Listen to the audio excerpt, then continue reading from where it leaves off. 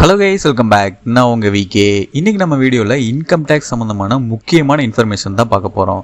So அதில் எல்லாருமே காமனாக நினைக்கக்கூடியது, ஒரு வருஷத்தில் 2.5 லட்சம் ரூபாய்க்கு மேலே சம்பாதிக்கிறவங்க மட்டும்தான் வருமான வரி படிவம், அதாவது இன்கம் டேக்ஸ் ஃபைல் பண்ணணும் அப்படின்னு சொல்லி நிறைய பேர் நினச்சிட்டு இருப்பீங்க. ஆனால் அப்படி கிடையாது.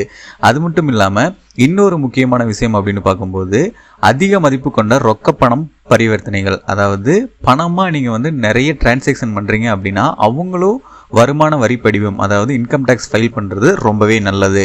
இது பண்ணலைன்னா என்ன ஆகும் அப்படின்னு கேட்டிங்கன்னா, வருமான வரித்துறையிலிருந்து டீட்டெயில்ஸ் கேட்டு, அதாவது விளக்கம் கேட்டு உங்களோட வீட்டுக்கே பார்த்திங்கன்னா வருமான வரித்துறை நோட்டீஸ் அனுப்புவாங்க. ஸோ இந்த மாதிரி சிக்கல்கள் வராமல் இருக்க நம்மளோட இந்த ஜென்ரேஷனில் நம்ம என்னென்ன விதத்தில் பணத்தை செலவு பண்ணுறோம், ஸோ அதுக்கு பேசிக்காக என்னென்ன இதுக்கு நம்ம இன்கம் டேக்ஸ் ஃபைல் பண்ணணும், சப்போஸ் ஃபைல் பண்ணால் அதில் என்னென்ன பெனிஃபிட் கிடைக்கும், நான் இன்கம் டேக்ஸ் ஃபைல் பண்ணுறேன் அப்படின்னா அதனால் எனக்கு என்ன பெனிஃபிட், என்னென்ன மாதிரி டிரான்சாக்ஷன் பண்ணனா நான் இன்கம் டேக்ஸ் ஃபைல் பண்ணணும் அப்படின்னு எல்லா டீட்டெயில்ஸுமே இந்த வீடியோவில் சொல்கிறேன். ஸ்கிப் பண்ணாமல் கடைசி வரைக்கும் பாருங்கள், ரொம்பவே யூஸ்ஃபுல்லாக இருக்கும்.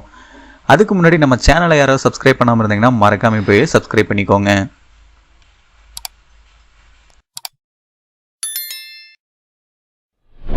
நம்ம சப்ஸ்கிரைபர்ஸ் எல்லாத்துக்குமே இந்த இன்கம் டேக்ஸ் டீட்டெயில்ஸ் பார்க்கறதுக்கு முன்னாடி ஒரு முக்கியமான இன்ஃபர்மேஷன் என்ன அப்படின்னு பார்த்தீங்கன்னா, இப்போது ரீசெண்டாக நிறைய ப்ரைவேட் பேங்க்ஸ் பார்த்தீங்கன்னா அவங்களோட கேஷ் வித்ட்ராவல் டீட்டெயில்ஸை மாற்றிக்கிட்டாங்க.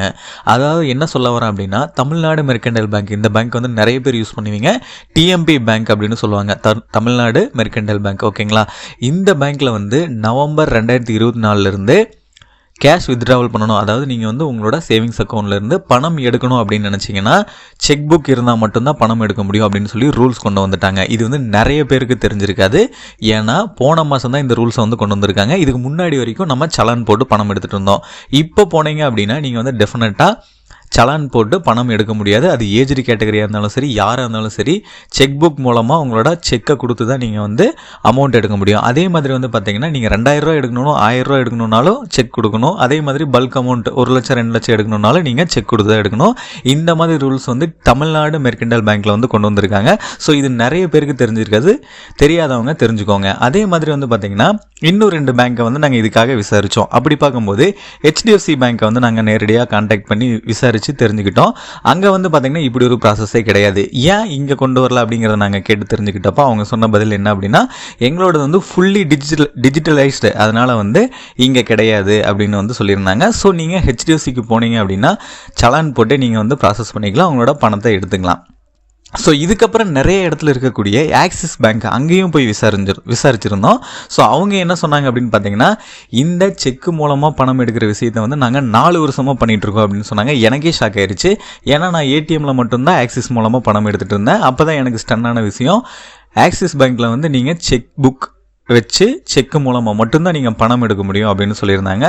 ஸோ ஆல்ரெடி இது தெரிஞ்சவங்களுக்கு பிரச்சனை இல்லை, நீங்கள் இக்னோர் பண்ணிடுங்க. தெரியாதவங்களுக்கு இது ரொம்பவே இம்பார்ட்டண்ட்டாக இருக்கும். அதே மாதிரி மெயின் என்ன அப்படின்னா, தமிழ்நாடு மெர்கன்டைல் பேங்க்கில் போன மாதத்துலேருந்து கொண்டு வந்திருக்காங்க.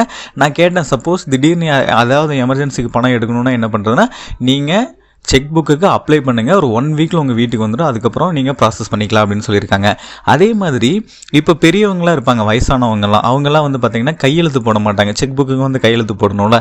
ஸோ அந்த கையெழுத்து போடாமல் கை நாட்டு வைப்பாங்க. ஓகேங்களா, ஸோ அந்த மாதிரி இருக்கிறவங்க என்ன பண்ணுறது அப்படின்னா, அதுக்கு டிஜிட்டல் சிக்னேச்சர் மாதிரி ஒன்று கொண்டு வந்திருக்காங்க. அதாவது என்னென்னா, பயோமெட்ரிக். ஓகேங்களா, அந்த பயோமெட்ரிக் மூலமாக ஸ்கேன் பண்ணி நீங்கள் உங்களோட பணத்தை எடுத்துக்கலாம் அப்படின்னு சொல்லியிருக்காங்க. ஸோ இனிமேல் சலான் கிடையாது. இந்த மாதிரி 3 பேங்க்கில் 3 வேரியேஷன் வந்துச்சு.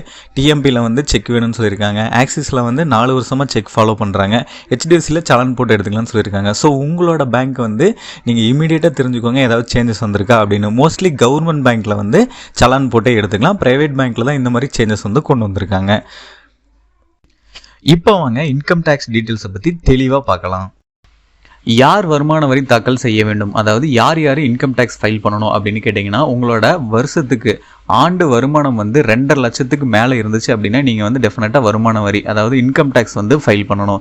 இது பேசிக்காக எல்லாத்துக்குமே தெரிஞ்சது. என்னோட வருமானம் 2.5 லட்சத்தை தாண்டுது அப்படிங்கிற சமயத்தில் நான் இன்கம் டேக்ஸ் ஃபைல் பண்ணணும் அப்படிங்கிறது பேசிக்காக தெரிஞ்சிருக்கும்.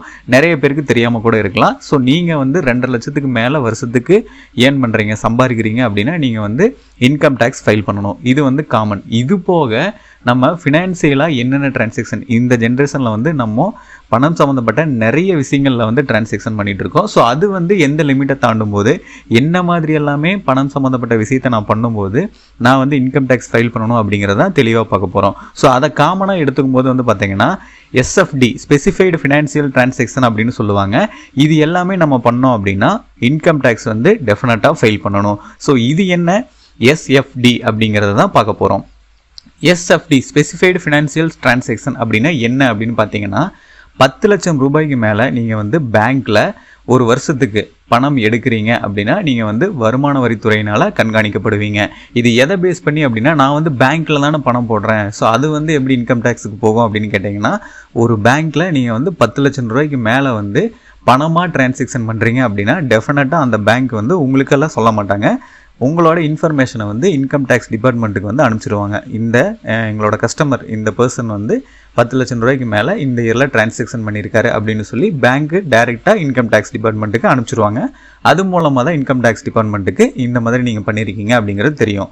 அதே மாதிரி அடுத்தது 10 லட்சம் ரூபாய்க்கு மேலே வங்கி கணக்கில் ஒரு நிதியாண்டில் பணம் செலுத்துறீங்க அப்படின்னா வருமான வரித்துறையால் நீங்கள் வந்து கண்காணிக்கப்படுவீங்க. அதாவது 10 லட்சம் ரூபாய்க்கு மேலே நீங்கள் வந்து பணம் கட்டினாலும் சரி, 10 லட்சம் ரூபாய்க்கு மேலே நீங்கள் பணம் எடுத்தாலும் சரி, நீங்கள் வந்து வருமான வரித்துறையினால் கண்காணிக்கப்படுவீங்க. இது வந்து ஒன்லி பணம் சம்மந்தப்பட்ட டிரான்சாக்ஷனுக்கு மட்டும்தான் பொருந்தும்.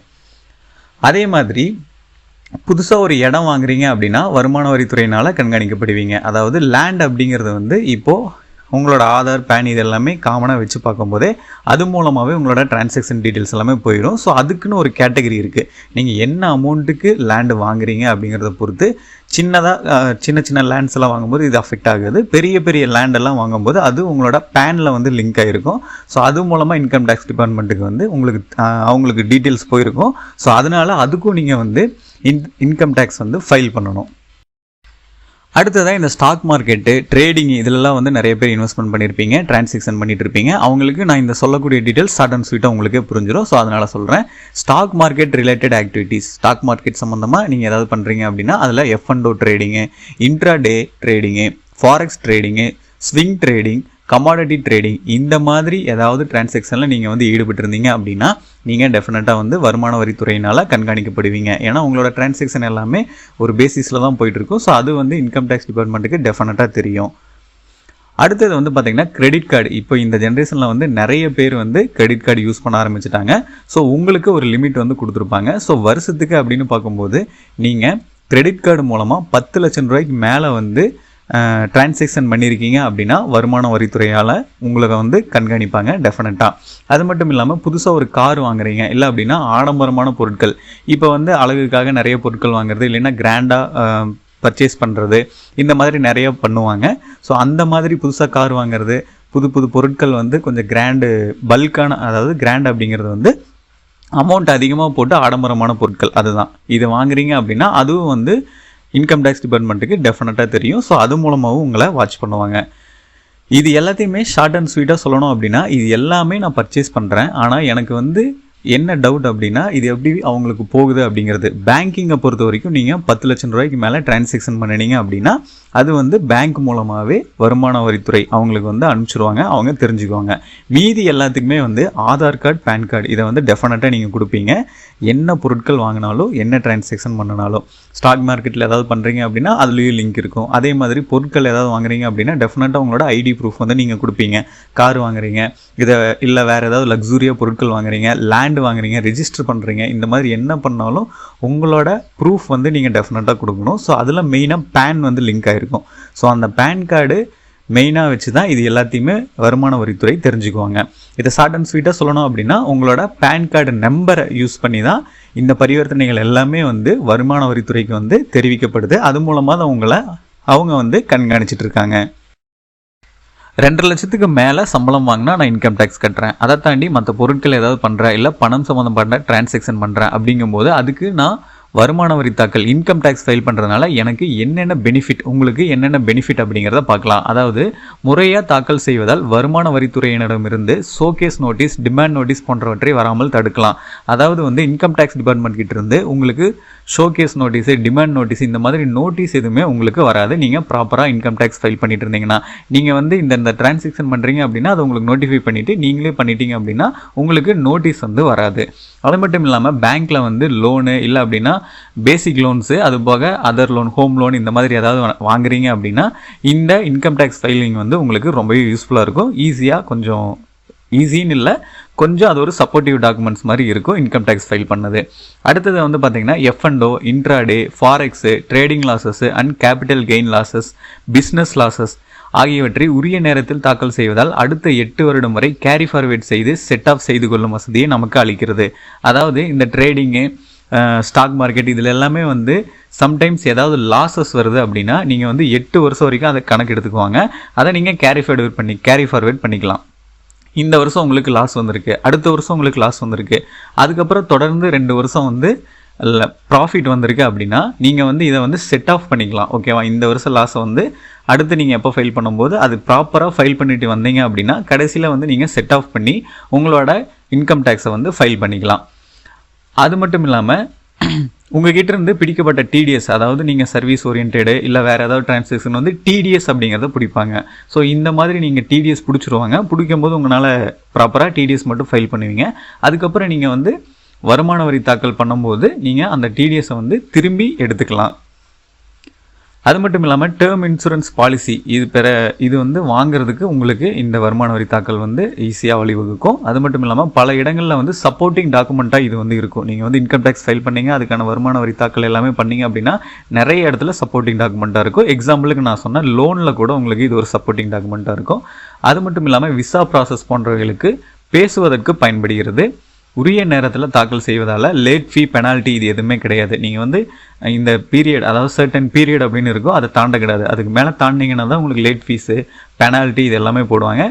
கரெக்டாக அந்த டேட்டுக்குள்ளே நீங்கள் வந்து ஃபைல் பண்ணிட்டீங்கன்னா, லாஸ்ட் டேட்டில் கூட பண்ணலாம், அந்த டைமுக்குள்ளே பண்ணிட்டீங்க அப்படின்னா உங்களுக்கு எந்த லேட் ஃபீ, பெனால்ட்டி இது எதுவுமே வராது.